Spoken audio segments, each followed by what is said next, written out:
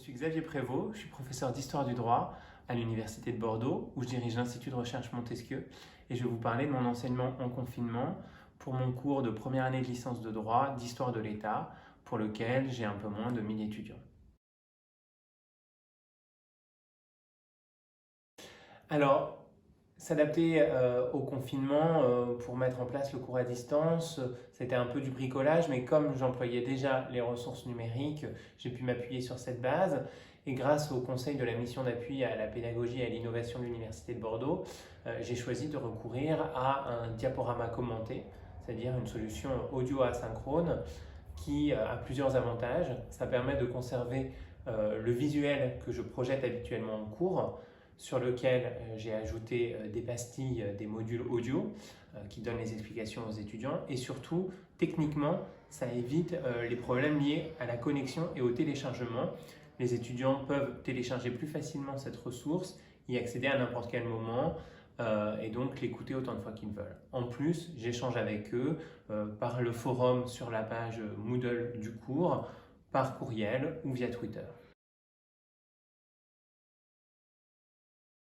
Alors c'est la première solution que j'avais envisagée, mais elle me posait plusieurs difficultés. Comme j'ai un très grand effectif, presque 1000 étudiants, je ne peux pas garantir que tous mes étudiants aient une connexion à Internet qui leur permette de suivre ce cours en direct, puisque ça demande une forte bande passante.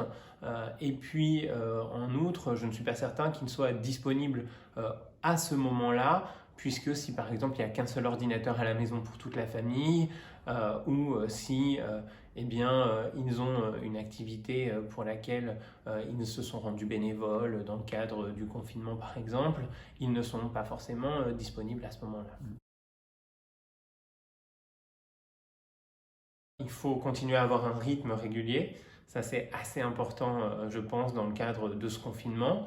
Se préparer des plages de travail et puis aussi pouvoir travailler autrement. On peut apprendre en s'occupant de manière ludique, pas nécessairement, mais en tout cas prendre des occupations apprenantes, par exemple en écoutant des ressources audiovisuelles labellisées par le ministère Nation Apprenante de très grande qualité, par exemple sur France Culture.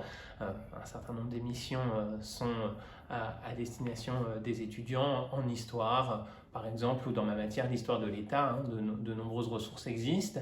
Lire des ouvrages, des articles disponibles sur Open Edition, disponibles sur Gallica ou encore plein d'autres plateformes. Et puis évidemment, lire des romans, de la BD, toutes ces choses qui sont disponibles gratuitement sur de nombreuses plateformes en cette période de confinement.